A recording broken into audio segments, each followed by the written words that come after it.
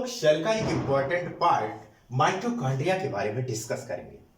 वास्तव में बच्चों, mitochondria is a respiratory organ which is found in the cell region. तो इसकी सबसे पहले खोज किसने की थी, हम आपसे डिस्कस करेंगे। 1880 में कोलिकानियम बेंडा नामक वैज्ञानिक ने कीटों की रेखित पेशियों में सर्वप्रथम देखा था। कहां देखा था? कीटों की रेखित पेशियों में सर्वप्रथम देखा था। किसने? कोलिकानियम बेंडा ने 1880 में देखा था। 1890 में अल्टमान ने बायोब्लास्ट नाम दिया था। 1880 में अल्टमान नामक वैज्ञानिक ने बायोब्लास्ट नाम दिया था। फिर 1897 में सी बेंडा यानी कोलिकर बेंडा ने ही माइटोकॉन्ड्रिया नाम दिया था।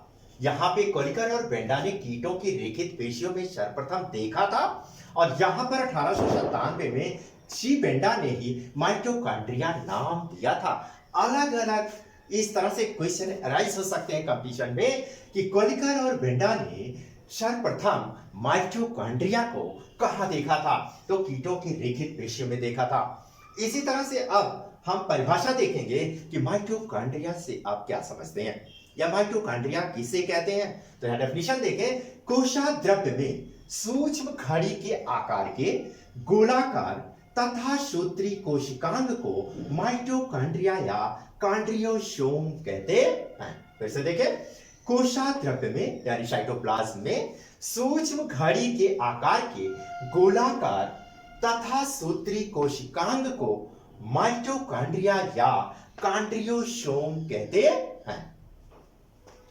माइटोकॉन्ड्रिया जीवाणु तथा नीले हरी शैवालों में अनुपस्थित होता है तथा अन्य सभी सजीव कोशिकांगों में उपस्थित होता है। बैक्टीरिया तथा नीले हरे शैवाल में ये एब्सेंट होते हैं। ये लवकों से छोटे होते हैं। लवक यानी प्लास्टिड से ये छोटे होते हैं। इनकी औसत लंबाई या माइटोकॉन्ड्रिया की औसत लंबाई 3 से 5 माइक्रोमीटर और व्यास 0.5 माइक्रोमीटर से 1 माइक्रोमीटर तक होती है। 0.5 माइक्रोमीटर से 1 माइक्रोमीटर तक इसका व्यास होता है, जबकि औसत लंबाई 3 से 5 माइक्रोमीटर होती है। सूत्री माइटोकॉन्ड्रिया की लंबाई 40 माइक्रोमीटर 40 माइक्रोमीटर तक होती है। कितना होती है बच्चों? 40 माइक्रोमीटर तक होती है। आइए हम इसकी रासायनिक संरचना की चर्चा करते हैं।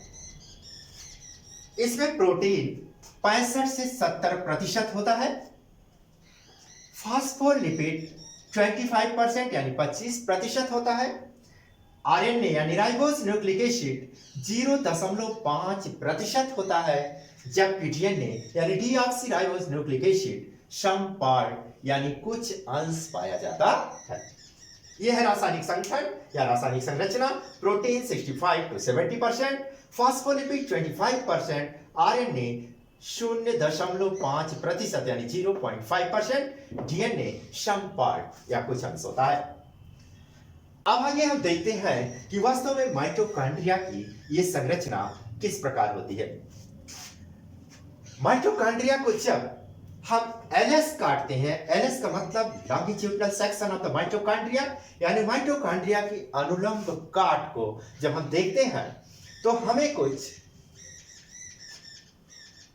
सर्कुलर स्ट्रक्चर जो उंगलियों के समान कुछ थोड़ी मोड़ी संरचना दिखाई पड़ती है। इसमें ये उंगलियों के समान उभरी हुई बीच में जो संरचना दिख रही है, इसे क्रिस्टी कहते हैं। क्या कहते हैं? क्रिस्टी कहते हैं।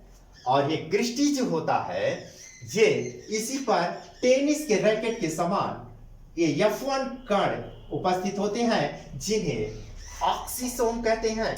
क्या कहते हैं? इन्हें ऑक्सीसोम कहते हैं। क्रिस्टी क्रिस्टी उंगलियों के समान थोड़ी मोड़ी संरचना जिस पर टेनिस के रैकेट के समान स्ट्रक्चर, जिसे क्रिस्टी कहते हैं। इसमें कुछ बीच बीच में कुछ बिंदुवत संरचनाएं दिखाई गई हैं, जिसे इंक्लूजन्स कहते हैं। ये इंक्लूजन्स का मतलब होता है कुछ मिनरल जैसा सब्सटेंस होता है। मिनरल, खनिज लवण। इसमें राइबोसोम के कण पाए जाते हैं। राइबोसोम इंट्राट्यूबुलाई स्पेसेस, बीच बीच में देखें इन ट्यूब्यूल के बीच में इंट्रासेलुलर या इंट्राट्यूबुलाई स्पेसेस होते हैं। बीच बीच में जो रिक्त स्थान है इसे इंट्राट्यूबुलाई स्पेस कहते हैं। इसी के बीच में मैट्रिक्स भरा होता है। मैट्रिक्स एक प्रकार का पदार्थ होता है। एक मेम्ब्रेन बाहर की तरफ दिखाई पड़ रही जिसे आउटर चैम्बर कहते हैं, आउटर चैम्बर। इसी तरह से अंदर वाले चैम्बर को हम इनर चैम्बर या आंतरिक चैम्बर कहते हैं। इसमें डीएनए के कण पाए गए हैं, DNA molecules, deoxyribose nucleic acid, जो प्रतिकृति में मदद करते हैं। प्रतिकृति यानी सेल्फ रेप्लिकेट हो जाते हैं। सेल्फ रेप्लिकेशन का गुण इसकी वजह से होता है। इंटरमेम्ब्रेनस स्पेस, दो मेम्ब्रेन के बीच में जो स्पेस होता है उसे इंटरमेम्ब्रेनस स्पेस कहते हैं। यानी अंदर की तरफ जो दो झिल्ली के बीच में जगह होती है उसे इंटरमेम्ब्रेनस स्पेस कहा जाता है।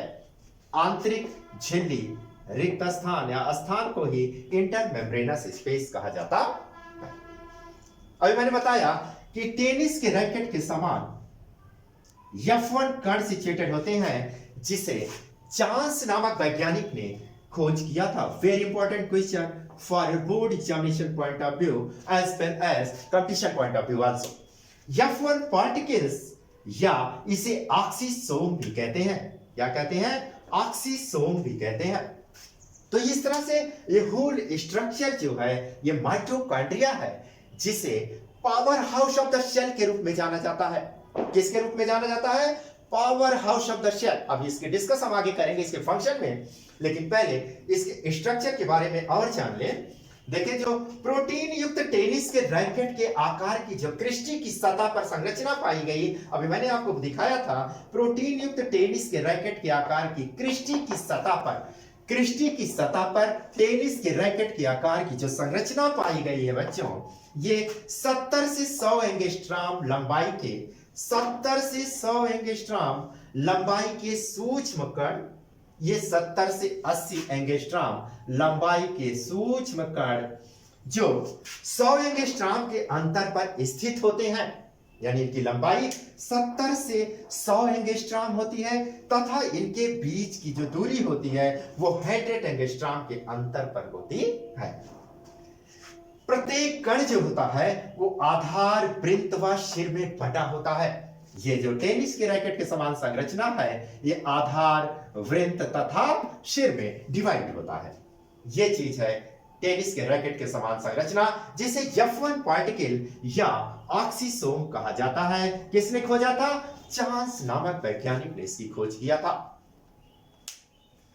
आइए इसका अल्ट्रा स्ट्रक्चर के बारे में कुछ और चर्चा कर ले। चारों तरफ से जो एकक कला की दोहरी ये परत पाई गई है बच्चों, इसके चारों तरफ देखें तो एकक कला की ये दोहरी परत होती है, जिसे आउटर मेम्ब्रेन तथा इनर मेम्ब्रेन के नाम से जाना जाता है। बाह्य कला सपाट किंतु अंदर वाली मैट्रिक्स में या माइक्रोविलाई बनाती है। फिर से देखें, बाह्य कला सपाट किंतु अंदर वाली मैट्रिक्स में या माइक्रोविलाई बनाती है। इन्हें फ्रेवेशलिंग वैज्ञानिक का नाम है, इन्हें फ्रेवेशलिंग तथा मुलर थेलर ने नलिकाएं कहा था, ट्यूबुलर कहा था, ट्यूब्यूल्स कहा था। मैट्रिक्स में माइक्रोविलाई बनाती हैं। इन्हें फ्रेवेशलिंग तथा मुलर थेलर ने नलिकाएं कहा था। क्या कहा था? नलिकाएं कहा था। आइए हम देखते हैं what is function of the mitochondria. Mitochondria का सबसे इंपॉर्टेंट फंक्शन है ये power house of the cell होता है। ये power house of the cell इसलिए कहा जाता है क्योंकि माइटोकॉन्ड्रिया जो होता है वो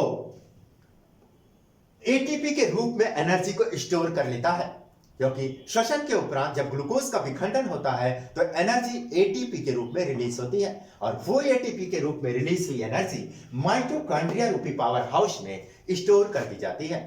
When needed body cell, it change into ADP. ये बदलता रहता है, ATP से ADP में बदलता रहता है, यानी इसे power house of the cell कहा जाता है। दूसरा इसका इंपॉर्टेंट फंक्शन है, ये रिस्पायरेटरी ऑर्गेन के रूप में कार्य करता है। किसके रूप में कार्य करता है? रिस्पायरेटरी ऑर्गेन यानी श्वसनीय अंग के रूप में कार्य करता है।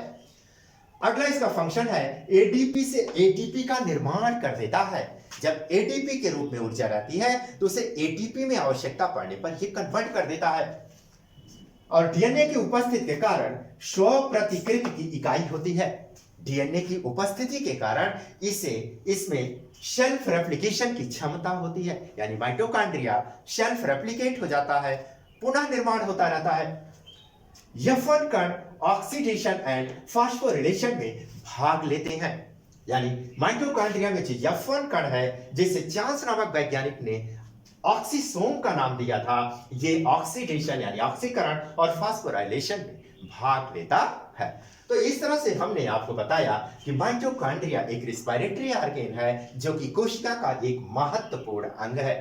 तो इसके बारे में आप इस तरह से डिटेल तैयार कर लेंगे। That is a very important part which is situated in the cell region. ये एनिमल और प्लांट दोनों शेल में पाया जाता है और ये इंपॉर्टेंट पार्ट है। अगर ये वीडियो हमारी आपको पसंद आई हो तो इसे लाइक और शेयर करना ना भूलें। That's all.